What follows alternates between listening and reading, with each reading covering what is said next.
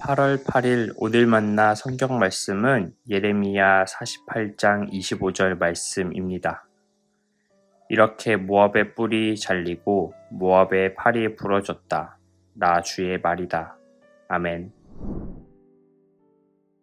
오늘 만나로 만나주시는 하나님을 기대합니다. 저희 엄마는 저녁 7시만 되면 매일 하시는 일이 있습니다. 바로 일일 드라마를 보시는 것입니다. 일일 드라마는 방송 3사가 약속을 한 것처럼 순서대로 시간표가 짜여 있습니다. 일일 드라마가 시청률과 상관없이 꾸준히 방영이 되는 이유는 사람들의 삶의 활력소가 되어주기 때문입니다. 일일 드라마의 줄거리는 보통 이렇습니다. 어느 한 부유한 가정에서 자란 주인공이 악역들로 인해 부모님을 잃게 되고 모든 재산을 다 빼앗기게 됩니다. 그 후 가장으로 동생들을 돌보며 지내다가 사랑하는 사람을 만났는데 알고 봤더니 그 사랑하는 사람이 우리 부모님을 죽였던 원수의 자식이었던 겁니다. 그리고 부모님의 복수를 위해 신분을 바꾸고 수단과 방법을 가리지 않고 복수를 꿈꾸며 살아가는 중에 진실한 사랑을 만나 사랑의 갈림길에 놓여 있는 내용입니다. 한마디로 막장 드라마인 것입니다. 그렇다면 사람들은 왜 이런 막장 드라마를 좋아하는 것일까요? 아마도 결국엔 인과응보로 주인공이 행복하게 살게 될 것이라는 해피엔딩을 기대하기 때문입니다. 매일 조마조마하는 마음으로 드라마를 시청하면서 결국에는 해피엔딩으로 주인공이 행복해지길 바라는 마음으로 시청하기 때문입니다. 계속해서 오늘 만나로 예레미야서를 묵상하고 있는 우리의 마음도 이와 같지 않을까요? 하나님께서 예레미야를 통해 경고하시고 심판하시고 멸망케 하시는 사건을 예레미야서를 통해 보고 있습니다. 예레미야서의 궁극적 결론은 회복입니다. 하나님께서 여러 나라들을 완전히 멸망하게 하시는 이유는 그들이 하나님 안에서 온전한 회복을 이루길 원하시기 때문입니다. 계속해서 하나님은 바벨론을 사용하셔서 이방 나라들을 심판하십니다. 오늘은 그중 모압에 대한 말씀입니다. 모압은 아브라함의 조카 롯의 자손입니다. 그런 모압은 이스라엘과는 혈족이나 마찬가지이면서 사해의 동쪽 고원지대에 정착하며 외적의 침입이나 어려움이 없었던 자손들이었습니다. 그런데 왜 하나님께서 모압을 심판하신다고 하신 걸까요? 고원지대에 정착했던 모압 땅에는 포도나무가 많았습니다. 맛있는 포도주를 담그기 위해서는 포도를 한 그릇에 오랫동안 숙성을 해야 합니다. 그러면 그릇 안에 포도의 찌꺼기가 가라앉게 되고 그로 인해 포도주가 맛있게 숙성이 됩니다. 그런데 오늘 하나님께서는 11절 말씀에 맛이 그대로 남아있고 향기가 변하지 않은 포도주와 같은 모압을 멸망시키신다고 하십니다. 그리고 하나님께서는 사람들을 보내 포도주를 쏟아버릴 뿐만 아니라 그릇을 비우고 깨뜨리기까지 하신다고 하십니다. 모압을 완전히 멸망시키신다고 하십니다. 왜냐하면 모압 백성이 하나님이 아닌 전쟁신인 그모스 신을 섬겼기 때문입니다. 모압 백성은 자신들의 번영과 안전이 그모스 신으로부터 오는 것이라고 믿었습니다. 또 하나님께서 모압 땅에 수치를 줄 것이라고 얘기하지만 여전히 모압 백성들은 우리가 용사들이요 전투에 능한 군인들이다 라고 하였습니다. 여전히 자신들의 능력과 힘을 자만했던 것입니다. 오늘 우리가 읽은 말씀 25절입니다. 이렇게 모압의 뿔이 잘리고 모압의 팔이 부러졌다. 나 주의 말이다.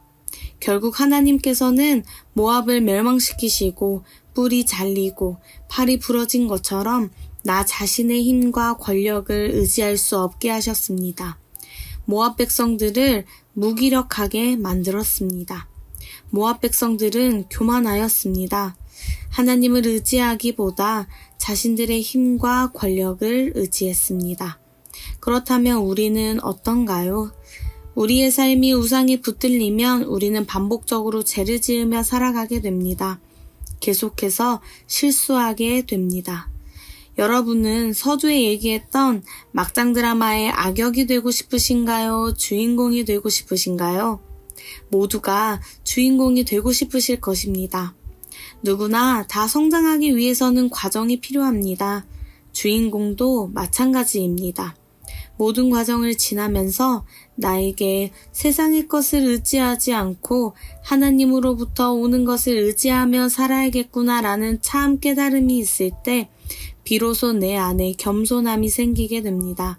그리고 하나님께서 내 삶을 회복시키십니다. 막장 드라마의 마지막 회는 언제나 주인공이 자신의 삶을 회상하며 지나온 세월을 떠올리며 드라마가 마치게 됩니다. 나의 삶이 완전히 무너지고 망가졌다고 생각할 때 하나님께서는 회복의 역사를 일으키십니다. 완전히 무너져야만 회복시키십니다. 그러기 위해서는 겸손함을 잃지 않고 살아가야 합니다. 날마다 예수님과 함께 살아가야 합니다. 언제든지 사람은 다시 교만해집니다. 그렇기에 우리에게 교만한 마음이 생길 때마다 예수님께 나아갑시다. 예수님의 십자가로 우리에게 보여주신 참된 겸손함을 기억합시다. 가장 높은 곳에서 가장 큰 영광을 받으셔야 했던 예수님이 가장 낮은 곳으로 오셨던 것처럼 예수님의 겸손함을 닮아가기 위해 기도합시다. 겸손의 왕이신, 겸손의 본이신 예수님을 닮아갈 때 우리에게 참된 회복이 있을 줄 믿습니다. 제가 가장 좋아하는 찬양 중에 심영진 목사님이 지으신 예수 닮기를 이란 찬양의 가사를 소개합니다. 예수 닮기를, 예수 보기를, 예수만 높이길 내가 원하네. 내 평생 소원 예수 닮기를, 예수만 닮기를 내가 원하네. 이 찬양의 가사처럼 평생의 소원이 예수님만 닮고 예수님만 보고 예수님만 높이며 살아가는 높은 뜻 광성교회 성도님들 되시기를 축복합니다. 기도하겠습니다. 우리를 날마다 겸손케 하시는 하나님, 오늘도 모압 백성들을 통해 우리의 모습을 비추어 봅니다. 살아가는 모든 순간 하나님이 아닌 다른 것들을 의지했던 제 삶을 돌아봅니다. 하나님이 아닌 다른 것들을 더 의지하고 사랑했던 제 삶을 용서하여 주옵소서. 이제는 하나님만 의지하며 하나님만 사랑하는 인생 되게 하옵소서. 겸손의 왕이신 예수님의 이름으로 기도드립니다. 아멘. 이제 두 가지 기도 제목으로 함께 기도하겠습니다. 첫 번째로 말씀을 기억하며 기도하겠습니다. 오늘 말씀에 맑은 포도주와 같은 삶 살게 하옵소서. 나에게 어떤 상황과 환경이 주어진다 하더라도 하나님만 의지하며 하나님을 사랑하게 하옵소서. 두 번째는 환경 선교를 위해 기도하겠습니다. 함께 살아가는 생명 공동체를 위해 인간들이 교만하지 않고 겸손함으로 환경과 자연을 사랑하며 아끼며 살아가게 하옵소서. 이 기도 제목으로 기도하신 후에 개인 기도 하시겠습니다.